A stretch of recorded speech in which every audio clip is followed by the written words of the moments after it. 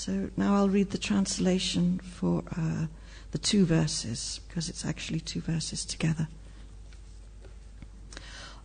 Lord Brahma said, at the end of the Dviparada, when the pastimes of the Lord come to an end, Lord Vishnu, by a flick of his eyebrows, vanquishes the entire universe, including our places of residence. Such personalities as me and Lord Shiva, as well as Daksha, Bhrigu, and similar saints of which they are the head, and also the rulers of the living entities, the rulers of human society, and the rulers of the demigods, all of us surrender to that Supreme Personality of Godhead, Lord Vishnu, bowing our heads to carry out his orders for the benefit of all living entities. Purport by Srila Prabhupada. In Bhagavad Gita 10.34 it is said, Mrityu Sava Haraschaham. When the Supreme Personality of Godhead approaches as death, or the Supreme Controller of time, he takes everything away. In other words, all opulence, prestige, and everything we possess is given by the Supreme Lord for some purpose. It is the duty of the surrendered soul to execute the orders of the Supreme. No one can disregard him.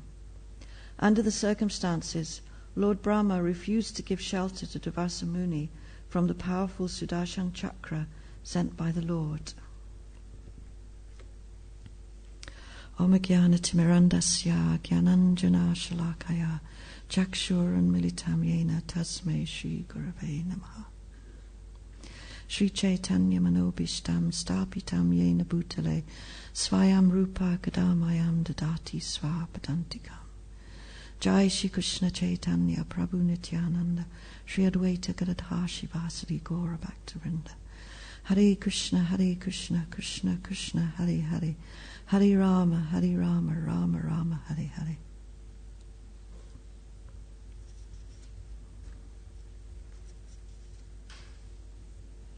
Lord Brahma said at the end of the Dviparada, when the pastimes of the Lord come to an end, Lord Vishnu, by a flick of his eyebrows, vanquishes the entire universe, including our places of residence. Such personalities as me and Lord Shiva, as well as Daksha, Bhrigu, and similar saints of which they are the head, and also the rulers of the living entities, the rulers of human society, and the rulers of the demigods, all of us surrender to that Supreme Personality of Godhead, Lord Vishnu, bowing our heads to carry out his orders for the benefit of all living entities. So this is Lord Brahma speaking to Durvasa Muni.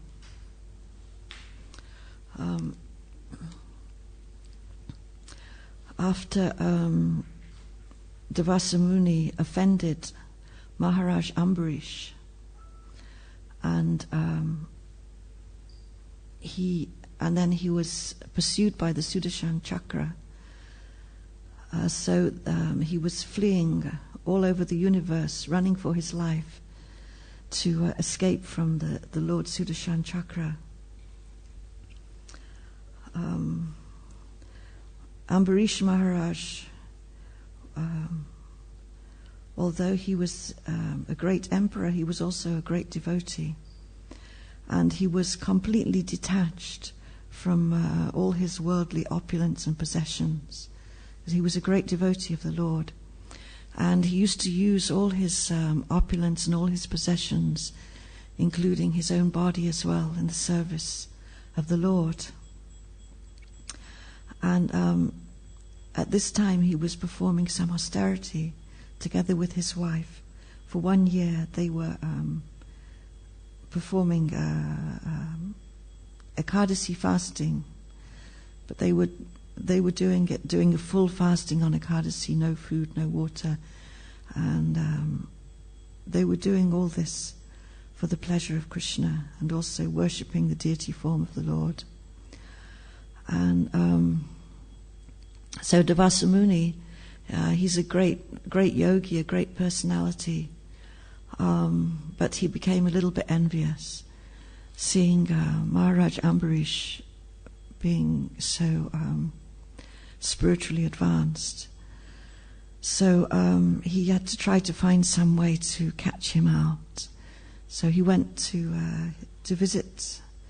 Durvasa Muni went to visit Maharaj Ambarish on Dvadasi day, just after he'd completed his Ekadasi vows, and he was preparing to break a fast. So Durvasa Muni came at this time, and Maharaj Ambarish received the sage, welcomed him in the proper way, and then Durvasa Muni went to take a bath.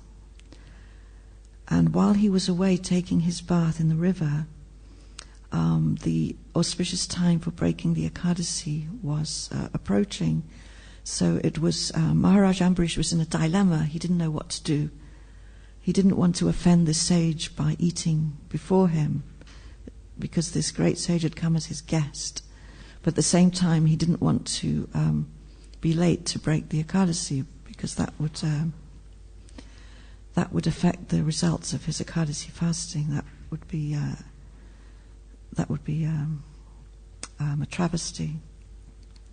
So he consulted with his Brahmin ministers, and he decided to just take some water, because by taking water it's breaking fast and not breaking fast at the same time. So he took some water, and then Durvasa Muni returned from his bath, and he could understand what had happened, what Maharaj Ambarish had done. So he used this very small thing as an excuse to curse Maharaj Ambarish. And not only to curse him, but he pulled out a clump of his hair, and he invoked a powerful demon, a huge, tall, fiery demon, to kill Maharaj Ambarish. I mean, can you imagine, just for drinking a little water to break Ekadasi, what an overreaction that you have to be killed by a big demon. But Maharaj Ambarish was not afraid. He was not afraid at all. He just, because he was a surrendered devotee, and he depended on Krishna to protect him. And the Lord knew what was going to happen, so he was immediately there with he sent his Sudarshan Chakra. Actually, he didn't come personally, but he sent his personal weapon, his Sudarshan Chakra, to vanquish the demon. So the demon was immediately destroyed. And then the Sudarshan Chakra turned around on Durvasa Muni, and Durvasa Muni just fled for his life. So he was running around. Because of his mystic powers, he could go anywhere in the universe, or he could even go beyond the universe. So first of all, he went to take shelter of Lord Brahma, because Lord Brahma is the father of all living entities, is the creator. So he thought, surely Lord Brahma, the father of all the demigods, he's respected by all the demigods, all the sages, as the first living being in the universe. So he went to Lord Brahma to take shelter. And these two verses that we've just been reciting, it's the response of Lord Brahma. So Lord Brahma is explaining to Durvasa Muni that there's nothing I can do, because this Sudarshan Chakra is sent by Lord Vishnu, and all of us, we have to carry out his orders. We don't have the power to supersede the orders of Lord Vishnu. And Lord Brahma was afraid of Lord Vishnu. He said that at the end of the Dviparada, everything becomes vanquished. So this Dviparada is actually the lifetime of Lord Brahma, and I'll just have to check here because I can't remember the number of years. It's 311 trillion. 311 trillion and 40 billion years. That is the lifespan of Lord Brahma, and that is when Lord Vishnu he destroys the universe, and everything is destroyed. And that's why Lord Brahma says that even himself and Lord Shiva, all the demigods and all the saints, all the rulers, and everyone has to be accountable to the Supreme Lord. And Srila Prabhupada points out in the purport that everything that we possess, all the opulence, all the prestige, everything is given by the Supreme Lord for some purpose. And so whatever gifts we are given by Krishna, they are meant to be used in his service. So whatever Krishna gives us, whatever little bit of opulences Krishna gives us, they're all meant to be used in his service. And if we try to use them separately, then we just become entangled in karma, in the material modes. But when we use them in his service, then we can actually, that's the proper use, we can make spiritual advancement. So that's why Lord Brahma refused to give shelter to Devasa Muni from the Sudarshan Chakra, because he couldn't give shelter, and he was himself afraid of Lord Vishnu.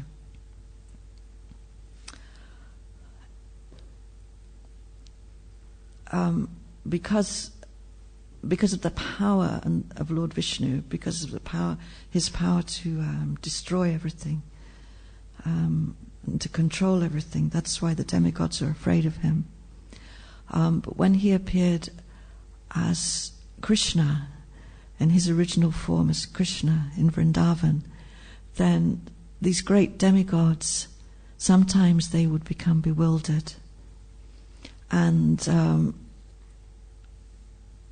being under the influence of false ego, being a little bit puffed up by all their own powers and opulences, they couldn't understand the position of this little cowherd boy, and sometimes they would think he was an ordinary boy.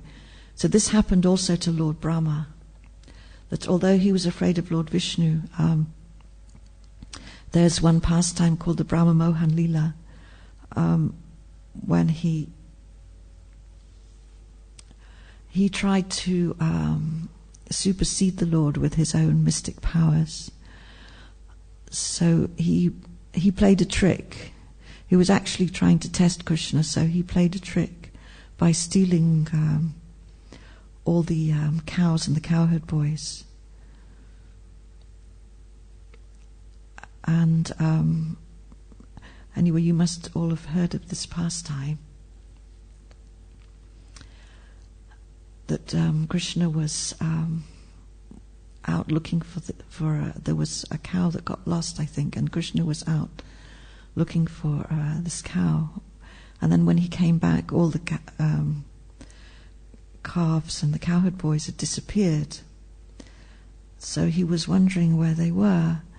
But then, of course, he could understand what had happened. Actually, Lord Brahma hid them in a cave of Mount Sumeru. So what Krishna did, just to bewilder Lord Brahma, he expanded himself as these cowherd boys and calves. And all these cowherd boys and calves, they were exact replicas of the original cowherd boys of Krishna's friends. And the calves, they had the same dress and the same bodily complexion, the same voice, gestures, personalities. Everything was exactly the same, so that no one could understand the difference, because Krishna didn't want the mothers and fathers and the mother cows to be bereft of their children. So he just from his own body he made replicas of all these cowherd boys and calves. And when Lord Brahma came back, it was just a few seconds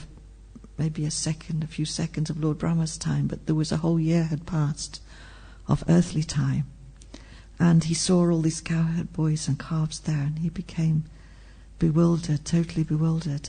And then Krishna, he showed to Lord Brahma, he manifested to Lord Brahma himself in these cowherd boys and calves by showing the Vishnu forms. And Lord Brahma was totally amazed.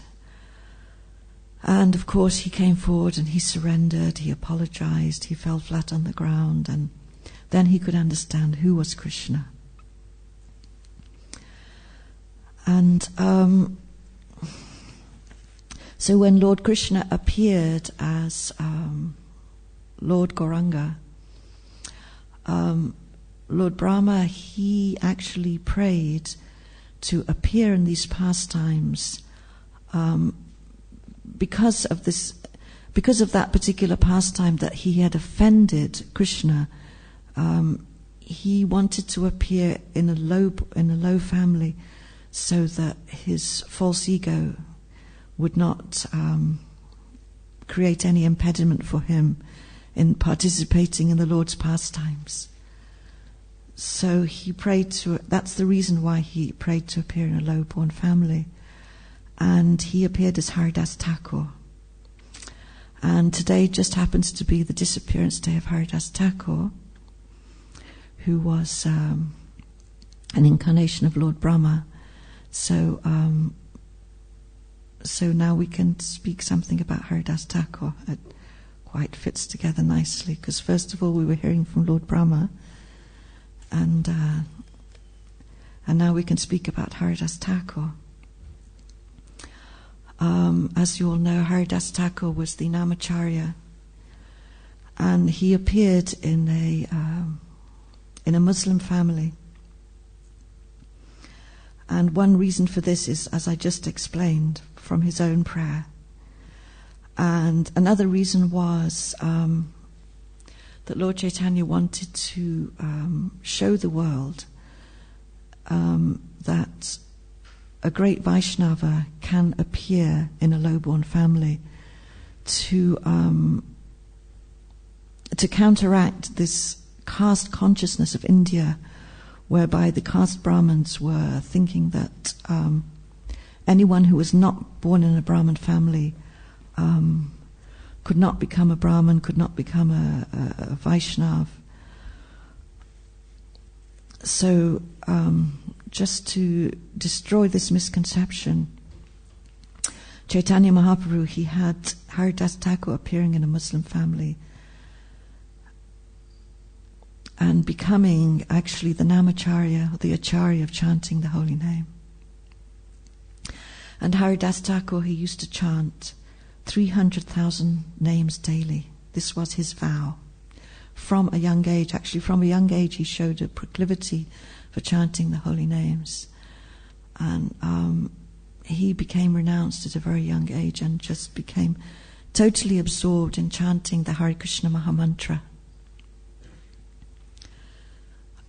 So just to understand what is 300,000 names, I did a little bit of maths here.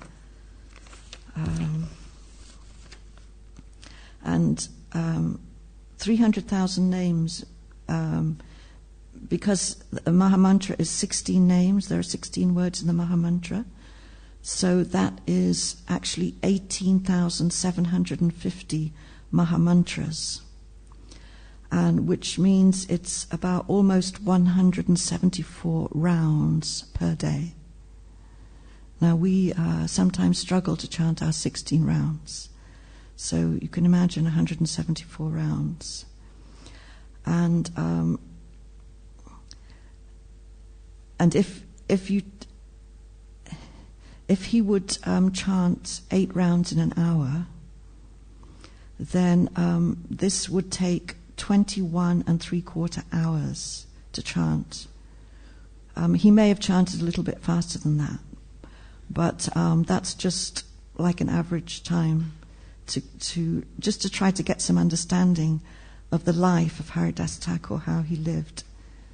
So if he spent 21 3/4 hours chanting the Mahamantra, that he would have 2.25 hours remaining out of 24 to do whatever else he had to do, such as taking prasadam, taking bath, taking rest, or anything else. So basically he was chanting practically 24 hours a day, just completely absorbed in the Mahamantra. And the effects of the chanting could be seen in his character, that he was totally renowned, totally unaffected by any kind of material temptation, that Maya couldn't touch him. And even Maya Devi herself came to him, and he was totally unaffected. So this is the potency of the chanting of the Mahamantra, when one chants without offense, that he's totally protected and he's not affected by any of the temptations or troubles of this material world. He was, one time when he was living in a cave, there was actually a poisonous snake living in that same cave. And Haridas Thakur was not worried about it at all. He was just unaffected. Just like Prahlad Maharaj was unaffected when his father threw him in a pit of snakes. So like that, Haridas Thakur was unaffected by the snake, but it was disturbing for people who would come to visit him. They were disturbed by it, they were afraid, and so they asked him to do something about the snake. So he spoke to the snake and said, maybe either I can go or you can go, I don't mind. And so then the snake just went away and left him on his own. But for him it was no problem, because he was free from fear. Because he was constantly absorbed in chanting the Mahamantra, he was totally free from fear as well. So when he was a young man,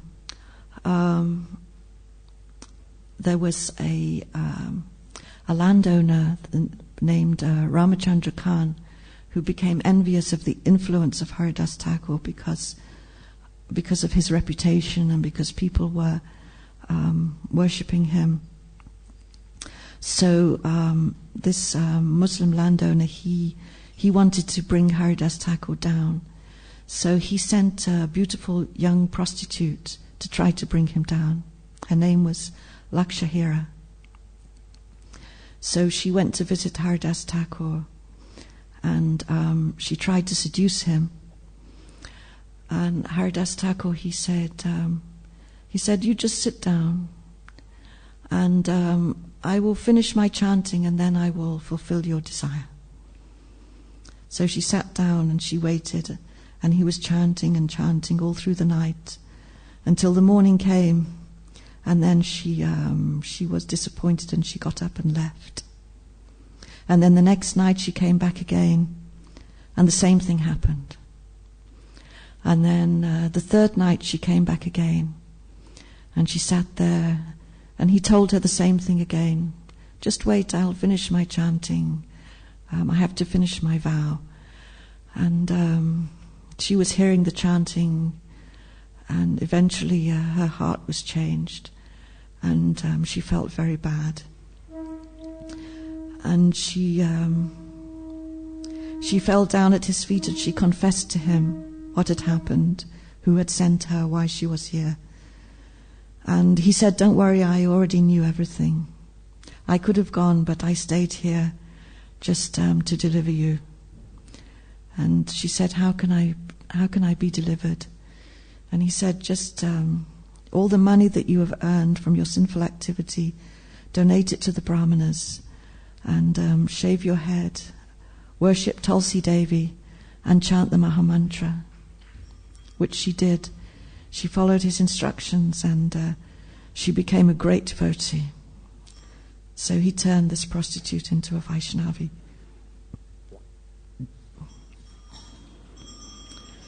Jai Shri Shri Radha Gokulananda, Jai Shri Shri Sitaram Lakshman Hanuman, Jai Shri Shri Gonitai. And later on he was tempted again. This was after he went to live at Fulia near Shantipur. And it was just before he became friends with Advaita Acharya. Actually, Maya Devi herself came to tempt him, and he heard her voice, and again he was totally unaffected, and she actually she also became his disciple and took initiation from him in the chanting of the holy name. She told him that Lord Shiva, because she is the wife of Lord Shiva, she said that Lord Shiva gave me initiated me in the name of Ram, but I also wanted to be initiated in the name of Krishna. So she got initiated by Haridas Thakur into the chanting of the Hare Krishna Maha Mantra. So Haridas Thakur was actually about 35 years older than Chaitanya Mahaprabhu. He appeared 35 years before. And so when he went to live at Fulia, which is near Shantipur, then he became friends with Advaita Acharya. And they actually, both of them, were responsible for invoking the descent of Chaitanya Mahaprabhu on this earth. As you know, Advaita Acharya, he was worshipping Shaligram Shila and worshipping the Ganga and praying for the Lord to descend. And at the same time, Haridas Thakur was chanting the Mahamantra and praying for the Lord to descend. So it was from the prayers of these two great personalities, Advaita Acharya and Haridas Thakur, that Chaitanya Mahaprabhu descended on this earth.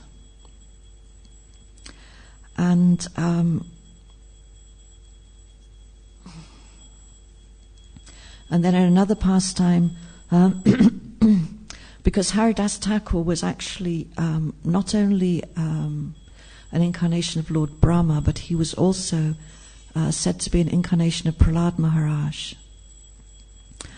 And another quality of Prahlad Maharaj he manifested when he was beaten in 22 marketplaces.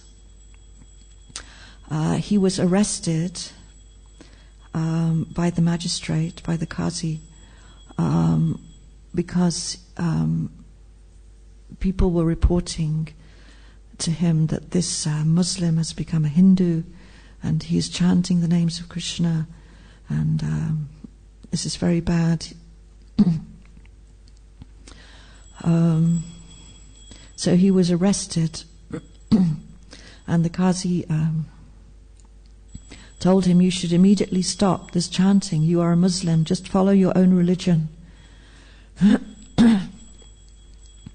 And Haridas Thakur said, "Well, there's just one God, and we have different religions, so sometimes Hindus may become Muslims, because the Muslims converted so many Hindus to Mohammedanism by force." So he said, sometimes Hindus may become Muslims, sometimes Muslims may become Hindus. So what's the problem? It's, all religions lead to the same goal. There's one God. But of course the Qazi and the other Muslim leaders, they were not interested to hear his philosophy. Being fanatical Muslims, they decided to punish him. And it was ordered for him to be beaten in 22 marketplaces. So Haridas Thakur, he took this beating and he just kept on chanting. So he was being taken from one village to another, and being beaten and beaten. But he didn't feel anything, and he just kept chanting. And later the Lord revealed to him that actually he was taking that. Chaitanya Mahaprabhu showed his back. He showed the marks on his back, that he was actually taking that beating on behalf of his beloved devotee, Haridas Thakur. Chaitanya Mahaprabhu said that I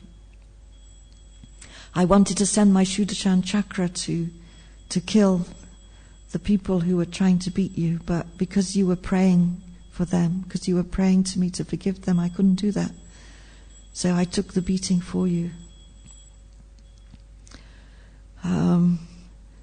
So actually they were trying to kill him by beating him, but Haridas Thakur, he wasn't affected, he wouldn't die. And then these two soldiers that were beating him, they said, we're going to get in trouble, they're going to kill us now because you're not dying, so please die. So Haridas Thakur said, all right, then I will die. So he didn't actually die, but he appeared to be dead. He suspended his breath. He went into a trance, like a yogic trance, a samadhi, and stopped his breathing. And he appeared to be dead. So it was ordered for his body to be thrown in the Ganga. They threw his body in the Ganga, and he swam downstream. He came out back in his home place and continued his life. And when the Muslim magistrate found out, they felt very bad. They apologized to him, and after that they left him alone, because they could understand then that this is a great saintly person, and you don't mess with someone like this. And they left him alone. So Haridas Thakur then, after Chaitanya Mahaprabhu came back from Gaya and began his Sankirtan pastimes in Navadvip, so Haridas Thakur was then participating in these pastimes. And Chaitanya Mahaprabhu used to send Nityananda Prabhu and Haridas Thakur from door to door to preach and to ask people to chant. And so he was doing this. And then later, when Chaitanya Mahaprabhu took sannyas and he moved to Puri, then Haridas Thakur also moved to Puri. And because of his great humility, he would not enter the Jagannath temple, even though he was not forbidden from entering.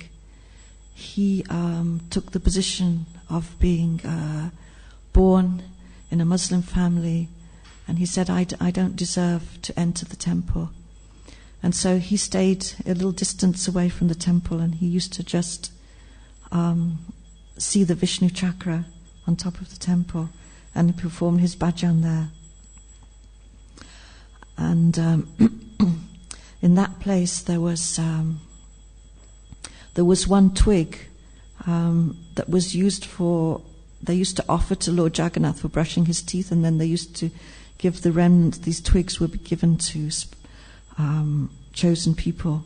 So Chaitanya Mahaprabhu, he received one twig of a bakula tree, and he planted it, and that grew into a beautiful tree known as the Siddha Bakula, which is still there now. If you go to Puri, you can see that tree.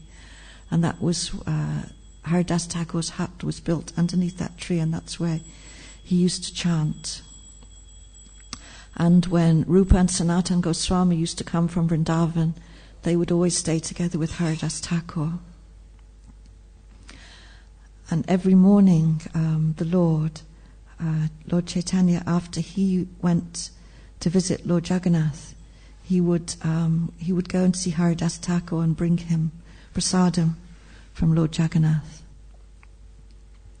So in this way, Haridas Thakur was very, very dear to Chaitanya Mahaprabhu. Sometimes Chaitanya Mahaprabhu would embrace Haridas Thakur, and Haridas Thakur would say, "Please don't embrace me. I'm untouchable, you shouldn't touch me, you'll get contaminated. And Chaitanya Mahaprabhu would say, no, actually I get purified by embracing you. And because Haridas Thakur was much older, as I said before, 35 years older than Chaitanya Mahaprabhu, he by this time in Jagannath Puri he was getting old, and he was his health was deteriorating to such an extent that he couldn't eat very much at all, and he was still keeping up his vow of chanting 300,000 names a day. And Chaitanya Mahaprabhu told him that you don't have to do this anymore. You don't have to fulfill this vow anymore. You're very old. You're not well. You should rest. But Haridas Thakur was very firm to his vow, but he was struggling, but he was still performing his vow to chanting practically 24 hours a day.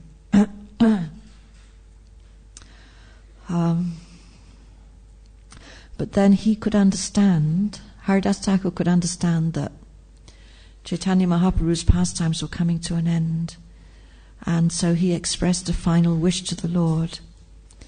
He said that, I cannot bear to be separated from you, so please let me go before you. And so, perhaps because he could see that Haridas Thakur was also getting old and feeble and struggling, so he granted this wish.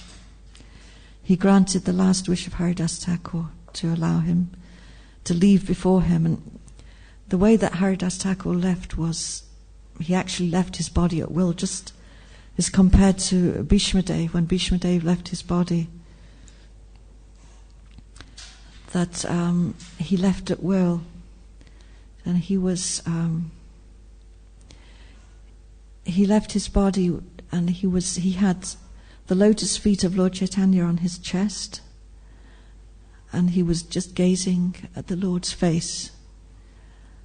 And it was on this day, on the full moon day, that he was chanting the names of Sri Krishna Chaitanya, and he left this mortal world. And then Chaitanya Mahaprabhu took up his body. He was carrying the body of Haridas Thakur and dancing. And they had a huge kirtan. All the devotees had a huge kirtan. And then they went to the beach, and they dug a pit there and placed the body of Haridas Thakur in samadhi on the beach. And that's the place where, if you go to Jagannath Puri now, you can visit that samadhi of Haridas Thakur, which is right next to the beach. And Chaitanya Mahaprabhu, he personally went to the Jagannath temple to beg alms, to ask for prasadam, and distributed prasadam to all the devotees. They had a huge feast to celebrate the passing of Haridas Thakur. And in this way, he left this mortal world. And Namacharya Srila Haridas Thakur ki jai. Hare Krishna. So if there are anything to add, or any questions.